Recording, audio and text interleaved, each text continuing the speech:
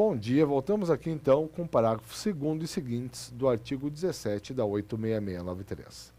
Vejam só, aqui está o lousa ainda no primeiro, vamos aqui para o segundo. A administração também poderá conceder título de propriedade ou de direito real de uso de imóveis, dispensada a licitação, quando os destinar-se. Então, para não se perder, pessoal, nós temos a maioria das hipóteses de dispensa de licitação para imóveis no inciso 1 do artigo do caput do 17. Mas eu tenho outras hipóteses, como estamos vendo aqui, no parágrafo 2º. Então, vamos lá. Quais são elas? 1. A outro órgão ou entidade da administração pública, qualquer que seja a localização do imóvel. 2. A pessoa natural que, nos termos da lei, regulamento ou ato normativo do órgão competente, haja implementado os requisitos mínimos de cultura, ocupação mansa e pacífica e exploração direta sobre a área rural situada na Amazônia Legal, superior a um módulo fiscal e limitada a 15 módulos fiscais, desde que não exceda 1.500 hectares. Então, pessoal, nessas duas hipóteses, poderá ser concedido o próprio título de propriedade ou mesmo a concessão de direito real sobre o imóvel. As duas hipóteses aqui, devendo se destacar essa segunda hipótese, porque ela é detalhada aqui no parágrafo 2º 2A e no 2º 2B. O que nos diz o parágrafo 2º A? As hipóteses do inciso 2 do parágrafo 2º, para a gente não se perder, essa última hipótese aqui. As hipóteses do inciso 2 do parágrafo 2º ficam dispensadas de autorização legislativa. Friso novamente, tá, pessoal? Só vale para o inciso 2, não vale para o inciso 1. Ficam dispensadas de autorização legislativa, porém submetem-se aos seguintes condicionamentos. 1.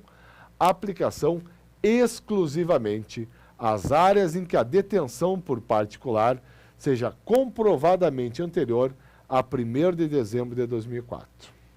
2. Submissão aos demais requisitos e impedimentos do regime legal e administrativo da destinação e da regularização fundiária de terras públicas. 3. Vedação de concessões para hipóteses de exploração não contempladas na lei agrária, nas leis de destinação de terras públicas ou nas normas legais ou administrativas de zoneamento ecológico e econômico. 4. Previsão de rescisão automática da concessão, dispensada a notificação em caso de declaração de utilidade ou necessidade pública ou interesse social.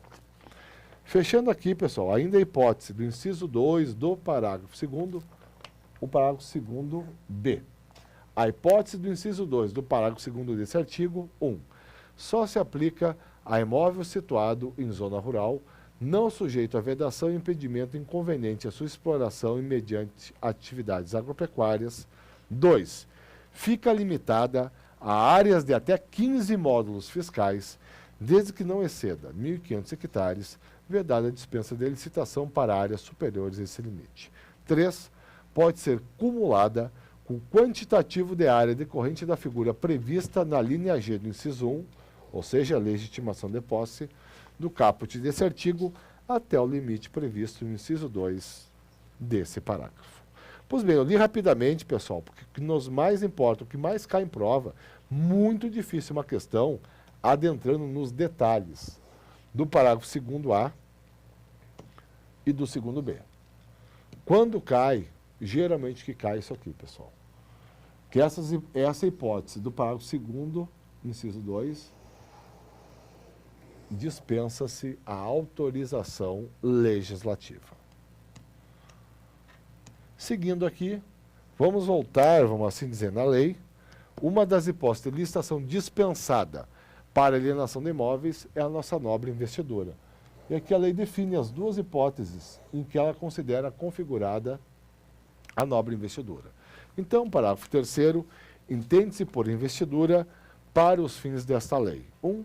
A alienação aos proprietários de imóveis lindeiros de área remanescente ou resultante de obra pública, Área esta que se tornar inaproveitável isoladamente, por preço nunca inferior ao da avaliação, e desde que esse não ultrapasse a 50% do valor constante da linha A, do inciso 2 do artigo 23 dessa lei. Esse valor, pessoal, é R$40 mil. Então, por exemplo, se a União faz uma obra pública e, respeitado esse limite de valor, pedaços de terreno sobram que fazem fronteira com imóveis de terceiros, pode ocorrer a alienação com dispensa de licitação. E aqui, segunda e última hipótese de investidura, a alienação aos legítimos possuidores diretos, ou na falta desses, ao poder público, de imóveis para fins residenciais construídos em núcleos urbanos anexos a usinas hidrelétricas, desde que considerados dispensáveis na fase de operação dessas unidades e não integrem a categoria de bens reversíveis ao final da concessão. Pois bem, seguindo, voltamos aqui mais uma vez a mais uma norma aplicável à doação. Temos aqui o parágrafo 4º e o parágrafo 5º. A doação com encargo será licitada e de seu instrumento constarão obrigatoriamente os encargos, o prazo de seu cumprimento e a cláusula de reversão, sob pena de nulidade do ato, sendo dispensada a licitação no caso de interesse público devidamente justificado. Pessoal, meio besta, com todo respeito a essa prescrição legal. Então, está nos dizendo, quando não tem uma doação pura, uma doação não vinculada a nenhum encargo, eu simplesmente vou lá e aplico a regra do parágrafo 1º. Quando eu tenho uma doação por encargo, eu teria uma primeira regra, que seria a obrigatoriedade de licitação. Só que na parte final, né, pessoal, no final das contas, a lei volta à regra inicial. Ela dispensa a licitação se houver interesse público devidamente justificado. Ora, também é necessário interesse público para doar mesmo sem encargo. De qualquer modo, aí está a regra do parágrafo 4º. Parágrafo 5º, na hipótese do parágrafo anterior, caso o destinatário necessite oferecer o imóvel em garantia de financiamento, a cláusula de reversão e demais obrigações serão garantidas por hipoteca em segundo grau em favor do fiador. Então, por exemplo, se a União faz uma doação por encargo para o município, esse município, por um motivo qualquer, necessita dar o bem em garantia. A instituição financeira ficará com a hipoteca preferencial e a União ficará apenas com a hipoteca de segundo grau. Parágrafo 6º. Para a venda de bens móveis avaliados, isolada ou globalmente, em quantia não superior ao limite previsto no artigo 23, inciso 2, a linha B dessa lei, a administração poderá utilizar o leilão. Limite a que se refere ao dispositivo, R$650 mil. Pessoal, essa é a regra a que eu tinha me referido de forma genérica anteriormente. Então, em se tratando de imóveis avaliados, isolada ou globalmente, em até R$650 mil, a administração poderá não utilizar necessariamente a concorrência, e sim licitar na modalidade leilão. Aqui fechamos o artigo 17, bem tranquilo, artigo 18 e depois o artigo 19. Artigo 18.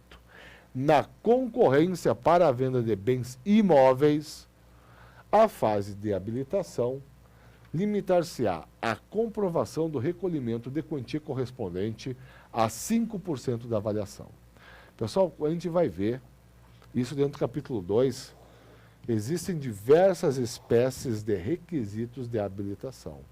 Pois bem, em se tratando de uma concorrência, ou seja, de uma licitação na modalidade de concorrência para a venda de bens imóveis, não se aplicam essa série de requisitos de habilitação. A lei é peremptória.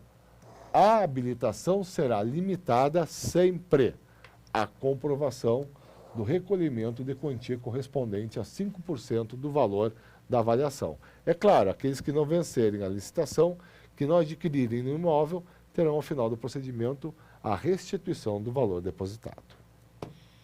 E aqui chegamos já no nosso artigo 19. Segundo ele, os bens imóveis da administração pública cuja aquisição haja derivado de procedimento judicial ou da ação em pagamento poderão ser alienados por ato da autoridade competente, observadas as seguintes regras. Então vejam só, pessoal, não vamos confundir. Lá no 17.1, eu tenho a possibilidade de a administração com dispensa de licitação alienar o imóvel até então da sua propriedade mediante dação em pagamento.